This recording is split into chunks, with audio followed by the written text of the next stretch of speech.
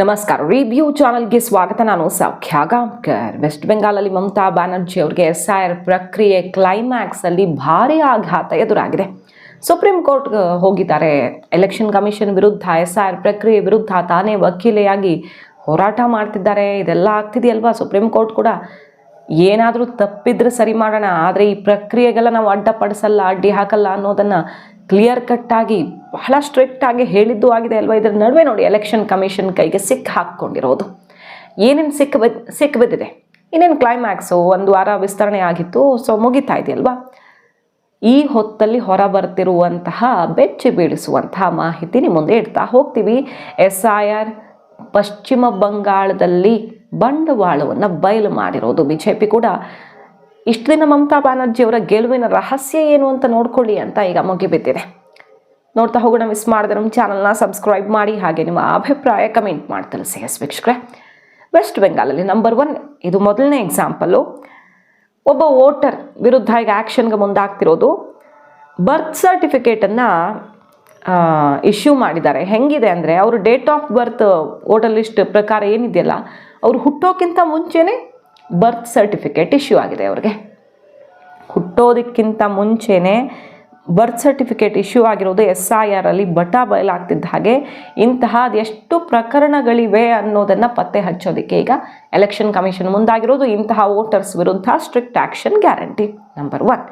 ಎರಡನೇ ನೋಡಿ, ಈಗ ಸುಮಾರು 5ರಿಂದ 6 ಲಕ್ಷ ವೋಟರ್ಸು SIR ಹಿಯರಿಂಗಿಗೆ ಬಂದಿಲ್ಲ.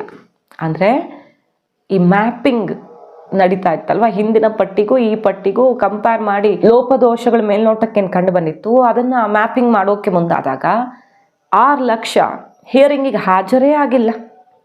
ಮತ್ತು ಆಲ್ರೆಡಿ ಇಲ್ಲಿ ಸಿಕ್ಕಿರೋದು 1.5 ಲಕ್ಷ ಇನ್ಎಲಿಜಿಬಲ್ ಎಲೆಕ್ಟರ್ಸು ಮೇಲ್ನೋಟಕ್ಕೇ ಸಿಕ್ಕಿಬಿದ್ದಿದ್ದಾರೆ. ಸೊ ವೆಸ್ಟ್ ಬೆಂಗಾಲಲ್ಲಿ ಈಗ SIR ಪ್ರಕ್ರಿಯೆ ಕ್ಲೈಮ್ಯಾಕ್ಸಲ್ಲಿ ಎಲ್ಲ ಒಂದೊಂದೇ ಹೊರಗಡೆ ಬರ್ತಿದೆ. ಮತ್ತು ಅಲ್ಲಿ ಯಾರು ಈ ಕೆಲಸ ಮಾಡೋಕೆ ಹಚ್ಚಲಾಗಿತ್ತಲ್ಲ SIR ಪ್ರಕ್ರಿಯೆಗೆ, ಅವರೇ ಸಿಕ್ಕಾಕೊಂಡಿದ್ದಾರೆ. ಎಲ್ಲರಿಗೂ ಈಗ ಪರ್ಸ್ನಲ್ ಅಕೌಂಟಬಿಲಿಟಿಯನ್ನು ಫಿಕ್ಸ್ ಮಾಡಿ ಪ್ರತಿಯೊಂದು ಡೇಟಾ ನೀವು ಯಾರ್ಯಾರು ಆಫೀಸರ್ಸ್ ಏನು ಮಾಡಿದಾರೋ ಅಷ್ಟು ಸೇವ್ ಆಗಿರುತ್ತೆ. ಮತ್ತು ಅದಕ್ಕೆ ನಿಮ್ಮನ್ನೇ ಹೊಣೆಗಾರರನ್ನಾಗಿ ಮಾಡಿ ಕಾನೂನು ಅಡಿಯಲ್ಲಿ ಕ್ರಮ ಕೈಗೊಳ್ಳಲಾಗುತ್ತೆ ಅಂತ ಈಗ ಎಲೆಕ್ಷನ್ ಕಮಿಷನ್ ಅವ್ರಿಗೆಲ್ಲ ಶಾಕ್ ಕೊಟ್ಟಿರೋದು. ಏನೇನು ಮಾಡಿದ್ದಾರೆ, ಯಾವ್ಯಾವ ಜಿಲ್ಲೆಗಳಲ್ಲಿ ಏನೇನಾಗಿದೆ ನೋಡಿ. ಎಲೆಕ್ಷನ್ ಕಮಿಷನ್ ಈಗ ಡಿಸ್ಟ್ರಿಕ್ಟ್ ಮ್ಯಾಜಿಸ್ಟ್ರೇಟ್ಗಳನ್ನು, ಬೆಂಗಾಳಲ್ಲಿ ಡಿಸ್ಟ್ರಿಕ್ಟ್ ಮ್ಯಾಜಿಸ್ಟ್ರೇಟ್ಗಳ ವಿರುದ್ಧ ಕ್ರಮ ಕೈಗೊಂಡಿರೋದು. ಯಾಕೆ ಹೊರಗಡೆ ಬಂದಿದೆ ನೋಡಿ, ಫಾಲ್ಟಿ ಡಾಕ್ಯುಮೆಂಟ್ಸನ್ನು ಅವರು ಅಪ್ಲೋಡ್ ಮಾಡಿದ್ದಾರೆ. ತಪ್ಪಾಗಿ ವೆರಿಫಿಕೇಷನ್ ಮಾಡೋದಕ್ಕೆ ಇನ್ಸ್ಟ್ರಕ್ಷನ್ ಕೊಟ್ಟವ್ರು ಯಾರು? ಹಾಗಾದರೆ ಈ ಡಿಸ್ಟ್ರಿಕ್ಟ್ ಮ್ಯಾಜಿಸ್ಟ್ರೇಟ್ಗಳಿಗೆ ಇನ್ಸ್ಟ್ರಕ್ಷನ್ ಯಾರಿಂದ ಬಂದಿತ್ತು? ಈ ಪ್ರತಿಯೊಂದು ಡಾಕ್ಯುಮೆಂಟು ಕೂಡ ಏನೇನು ಇವ್ರ ಕಡೆಯಿಂದ ಅಪ್ಲೋಡ್ ಆಗಿದೆ ಅದು ಎಲ್ಲ ಸ್ಟೋರ್ ಆಗಿರುತ್ತೆ. ಮತ್ತು ನೀವು ಅಕೌಂಟಬಿಲಿಟಿ ಯಾರ್ಯಾರು ಪರ್ಸ್ನಲಿ ಏನೇನು ಮಾಡಿದ್ರು ಅವರೆಲ್ಲರೂ ಅಕೌಂಟಬಲ್ ಆಗ್ತೀರಾ. ಕನ್ಸರ್ನ್ಡ್ ಆಫೀಸರ್ಸು ಪ್ರತಿಯೊಬ್ಬರಿಗೂ ಕೂಡ ಕ್ರಮ ಆಗತ್ತೆ ಅಂತ ಎಲೆಕ್ಷನ್ ಈಗ ಆಘಾತವನ್ನು ಕೊಟ್ಟಿದೆ ಇವರಿಗೆಲ್ಲ. ಇನ್ಎಲಿಜಿಬಲ್ ಪರ್ಸನ್ಗಳನ್ನು ಫಾಲ್ಟಿ ವೆರಿಫಿಕೇಷನ್ ಮೂಲಕ ಯಾರು ಹಾಗಾದರೆ ದಾರಿ ಮಾಡಿಕೊಟ್ಟಿದ್ದು? ಮತ್ತು ರೀಸನ್ ಏನಿತ್ತು? ಈ ಮ್ಯಾಜಿಸ್ಟ್ರೇಟ್ಗಳಿಗೇನು ಉದ್ದೇಶ ಇದೆ? ಫಾಲ್ಟಿ ವೆರಿಫಿಕೇಷನ್ ಮಾಡುವಂಥ ಉದ್ದೇಶ ಈ ಅಧಿಕಾರಿಗಳಿಗಂತೂ ಬೇರೆ ಏನೂ ಇರೋಕ್ಕೆ ಸಾಧ್ಯ ಇಲ್ಲ. ಸೊ ಪೊಲಿಟಿಕಲಿ ಮೋಟಿವೇಟೆಡ್ ಆಯಿತು. ಇದೆಲ್ಲ ಪ್ರಶ್ನೆಗಳು ಬಂದಿದೆ. ಆ ಮ್ಯಾಜಿಸ್ಟ್ರೇಟ್ಗಳ ವಿರುದ್ಧ ಸ್ಟ್ರಿಕ್ಟ್ ಆ್ಯಕ್ಷನ್ಗೆ ಈಗ ಎಲೆಕ್ಷನ್ ಕಮಿಷನ್ ಮುಂದಾಗಿರೋದು. ಕೆಲವು ಜಿಲ್ಲೆಗಳಲ್ಲಿ, ವೆಸ್ಟ್ ಬೆಂಗಾಲ್ನ ಕೆಲವು ಜಿಲ್ಲೆಗಳಂತೂ ಬಹಳ ಪ್ರಮುಖ ಆಗಿದೆ, ಅಲ್ಲಿ ಎಚ್ಚರಿಕೆ ವಹಿಸಲಾಗಿದೆ. ಕೂಚ್ ಬೆಹಾರ್ ಮತ್ತು ಜಲ್ಪೈಗುರಿ, ಮಾಲ್ಡಾ, ನಾರ್ತ್ 24 ಪರಗಣ, ಸೌತ್ 24 ಪರಗಣ, ಪೂರ್ವ ಮೆದಿನಿಪುರ, ಇವೆಲ್ಲವೂ ಕೂಡ ಬಹಳಷ್ಟು ಅನುಮಾನಗಳಿಗೆ ಕಾರಣ ಆಗಿತ್ತಲ್ಲ, ಅಲ್ಲೆಲ್ಲ ಈಗ ಫಾಲ್ಟಿ ವೆರಿಫಿಕೇಷನ್ ಮಾಡಿರೋದೆಲ್ಲ ಗೊತ್ತಾಗಿದೆ. ಮತ್ತು ಲಕ್ಷ ವೋಟರ್ಸು ಬೆಚ್ಚಿ ಬೀಳುತ್ತೆ ಈ ಡೇಟಾ ನಿಮಗೆ. ಒಂದು ಪೇರೆಂಟ್ಗೆ, ಒಂದು ತಂದೆ ತಾಯಿ ಹೆಸರಲ್ಲಿ 100 ಮಕ್ಕಳು ಅವ್ರಿಗೆ, ಅಂತಹ ಡೇಟಾ ಲಕ್ಷಗಟ್ಟಲೆ ಜನ, 6 ಜನಕ್ಕಿಂತ ಹೆಚ್ಚಿಗೆ ಮಕ್ಕಳಿರೋರು, 8-10 ಮಕ್ಕಳಿರುವಂಥ ಲಕ್ಷ ಹೆಸರುಗಳು, ಇದೆಲ್ಲ ಸಿಕ್ಕಾಕ್ಕೊಂಡಿದ್ದಾರೆ. ಮ್ಯಾಪಿಂಗು ವೆರಿಫಿಕೇಷನಲ್ಲಿ ಪ್ರತಿಯೊಂದು ಹೊರಗಡೆ ಬಂದಿದೆ. ಈಗ ಹತ್ತಿರ 68 ಲಕ್ಷ ಜನ ಅಂತೂ ವೋಟರ್ಸ್ ಅಂತೂ ಔಟ್ ಆಗ್ತಾರೆ. SIR ಪ್ರಕ್ರಿಯೆಗೆ ಈ ಮಂತ್ ಏನು ಮುಗಿಯುತ್ತೆ, 68 ಲಕ್ಷ ಜನ ಅಂತೂ ಔಟ್ ಆಗ್ತಾರೆ. ಸುಪ್ರೀಂ ಕೋರ್ಟ್ ಒಂದು ಮಹತ್ವದ ಆದೇಶ ಕೊಟ್ಟಿದೆ. 1.25 ಕೋಟಿ ಏನು ಲಾಜಿಕಲ್ ವ್ಯತ್ಯಾಸ ಇದೆ ಅಂತ ಎಲೆಕ್ಷನ್ ಕಮಿಷನ್ ಐಡೆಂಟಿಫೈ ಮಾಡಿದೆ. ಎಷ್ಟು? 1.25 ಕೋಟಿ. ಅದೆಲ್ಲ ಪಬ್ಲಿಷ್ ಮಾಡಿ ಅಂತ. ಅದನ್ನೇ ಈಗ TMC ಸಂಭ್ರಮಿಸ್ತಿದೆ. ಸುಪ್ರೀಂ ಕೋರ್ಟ್ ಬಹಳ ಒಳ್ಳೆಯ ತೀರ್ಪು ಕೊಟ್ಟಿದೆ, ಆದೇಶ ಕೊಟ್ಟಿದೆ, ಎಲ್ಲ ಹೊರಗಡೆ ಬರುತ್ತೆ. ಈಗ ECI ಮೋಸ ಮಾಡಕ್ಕೆ ನೋಡಿದೆ ಅಂತ. ಸರಿ, ECI ಹಾಗಾದರೆ ಎಲ್ಲ ಮುಚ್ಚಿಡಕ್ಕೆ ನೋಡಿದ್ದ? ECI ಮೊದಲಿಂದ ಹೇಳ್ಕೊಂಡು ಬಂದಿರೋದು ಅದನ್ನೇ. ನಾವು ಯಾವುದೂ ವ್ಯಾಕ್ಯೂಮಲ್ಲಿ ಮಾಡಲ್ಲ. CJI ಸೂರ್ಯಕಾಂತ್ ಅವರು ಕೂಡ ಅದನ್ನೇ ಹೇಳಿದರು. ಎಲೆಕ್ಷನ್ ಕಮಿಷನ್ಗೆ SIR ಮಾಡೋ ರೈಟ್ಸ್ ಇದೆ ಮೊದಲನೇದಾಗಿ. ಮತ್ತು ಅದನ್ನು ಮುಚ್ಚಿಡಕ್ಕಂತೂ ಆಗಲ್ಲ. ಅವ್ರು ಪಬ್ಲಿಷ್ ಮಾಡ್ತಾರೆ. ಪ್ರತಿಯೊಂದು ಪಂಚಾಯತ್ ಲೆವೆಲಿಂದ ಹಿಡಿದು ಎಲ್ಲ ಕಡೆ ಪಬ್ಲಿಷ್ ಆಗುತ್ತೆ.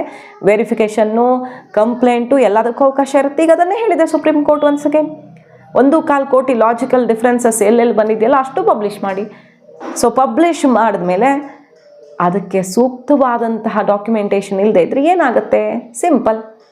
ಹಾಗಾಗಿ ವೆಸ್ಟ್ ಬೆಂಗಾಲಲ್ಲಿ ಎಲೆಕ್ಷನ್ ಕಮಿಷನ್ ವಿರುದ್ಧ ಹಾರಾಡಿದಂಥವ್ರಿಗೆ ಈಗ ಸಾಕ್ಷಿ ಸಮೇತ ಆಘಾತ ಎದುರಾಗಿದೆ. ಬಿಹಾರದಲ್ಲೂ ಹಿಂಗೆ ಆಗಿದ್ದು. ರಾಹುಲ್ ಗಾಂಧಿಯವರ ಕಾರ್ಯಕ್ರಮ, ರ್ಯಾಲಿ ಎಲ್ಲ ನೋಡಿದ್ವಿ. ಸಿಕ್ಕಾಪಟ್ಟೆ ವ್ಯತ್ಯಾಸ ಇದೆ. ಅದರಲ್ಲೂ ಕಾಂಗ್ರೆಸ್ನ ವೋಟರ್ಸನ್ನೇ ಡಿಲೀಟ್ ಮಾಡಲಾಗ್ತಿದೆ. ಮಹಿಳೆಯರನ್ನು, ಹಿಂದುಳಿದವ್ರನ್ನ, ದಲಿತರನ್ನ ಅಂತೆಲ್ಲ ಟಾರ್ಗೆಟ್ ಮಾಡಿದ್ರು. ಆಮೇಲೆ ಏನಾಯಿತು? ಸುಪ್ರೀಂ ಕೋರ್ಟೇ ಇದು ಸರಿಯಾಗಿದೆ, ಪಾರದರ್ಶಕವಾಗಿದೆ, ಯಾಕೆ ಅವ್ರಿಗೆ ರೈಟ್ಸ್ ಇಲ್ವಾ, ಅವ್ರ ರೈಟ್ಸ್ ಇರೋದನ್ನು ಅವ್ರು ಯಾಕೆ ಮಾಡಬಾರ್ದು, ಎಲೆಕ್ಷನ್ ಮುಂಚೆ ಯಾಕೆ ಮಾಡಿದ್ರು ಅನ್ನೋ ಪ್ರಶ್ನೆಯನ್ನು ಕೇಳ್ತಿದ್ದಾರೆ. ಎಲ್ಲ ರಾಜ್ಯಗಳಲ್ಲೂ ಮಾಡಲಾಗ್ತಿದೆ.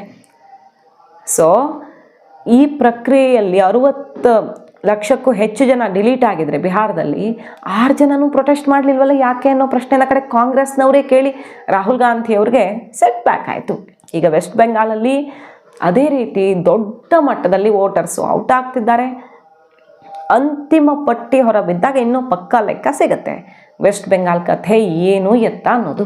ಅಕ್ರಮ ವಲಸಿಗರನ್ನ ರೆಡ್ ಕಾರ್ಪೆಟ್ ಹಾಸಿ ಇವರು ವೆಲ್ಕಮ್ ಮಾಡಿಕೊಂಡು ಬಾಂಗ್ಲಾ ಬಾರ್ಡರ್ಗೆ ಬೇಲಿನೂ ಹಾಕೋಕೆ ಬಿಡದಂತೆ ತಡೆದು ಕೇಂದ್ರ ಸರ್ಕಾರಕ್ಕೆ ಭೂಮಿ ಕೊಡದೆ ಈಗ ಕೋರ್ಟಲ್ಲಿ BSF ಅವ್ರಿಗೆ ಅದರ ಎಲ್ಲ ಸಂಪೂರ್ಣವಾದ ಜವಾಬ್ದಾರಿ ಕೊಡೋದಕ್ಕೆ ಆದೇಶ ಆಗಿ ಅದರ ಸುತ್ತಾನು ಏನೇನು ಜಟಾಪಟಿ ಆಗ್ತಿದೆ ಅನ್ನೋದನ್ನು ಗಮನಿಸ್ತಾ ಇದ್ದೀವಿ.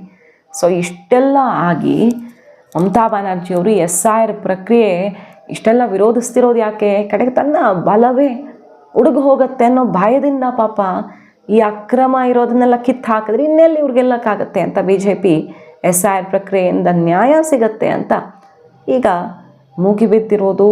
TMCಯ ವಿರುದ್ಧ, ಎಂಥವ್ರ ವಿರುದ್ಧ ನೀವು ವಕಾಲತ್ತು ವಹಿಸ್ತಿದ್ರಿ ಗೊತ್ತಾ ಅಂತ ಅವತ್ತು ಸಂಸತ್ನಲ್ಲಿ ನರೇಂದ್ರ ಮೋದಿ ಅವರು ಕೂಡ ಗುಡುಗಿದ್ರು. ಈ ದೇಶದ ಯುವಕರ, ಮಹಿಳೆಯರ, ಈ ದೇಶದ ಮಕ್ಕಳ ರೈಟ್ಸನ್ನು ಕಿತ್ತುಕೊಳ್ತಿರುವಂಥ ಅಕ್ರಮ ವಲಸಿಗರ ಪರ ವಕಾಲತ್ತು ವಹಿಸೋರಿಗೆ ಶೇಮ್ ಅಂತ ಮುಗಿಬಿದ್ದಿದೆ BJP. ಕಾದ್ ನೋಡೋಣ. ಪಶ್ಚಿಮ ಬಂಗಾಳ ಚುನಾವಣೆ SIR ಪ್ರಕ್ರಿಯೆ ಅಂತಿಮ ಘಟ್ಟದಲ್ಲಿರುವಾಗ ಇನ್ನಷ್ಟು ರಂಗೇರಿಸಿಕೊಳ್ತಾ ಇದೆ. ಮಾಹಿತಿ ಇಷ್ಟ ಆಗಿದ್ರೆ ಮಿಸ್ ಮಾಡದೆ ನಮ್ಮ ಚಾನಲ್ನ ಸಬ್ಸ್ಕ್ರೈಬ್ ಮಾಡಿ, ನಿಮ್ಮ ಅಭಿಪ್ರಾಯ ಕಮೆಂಟ್ ಮಾಡಿ ತಿಳಿಸಿ. Thank you.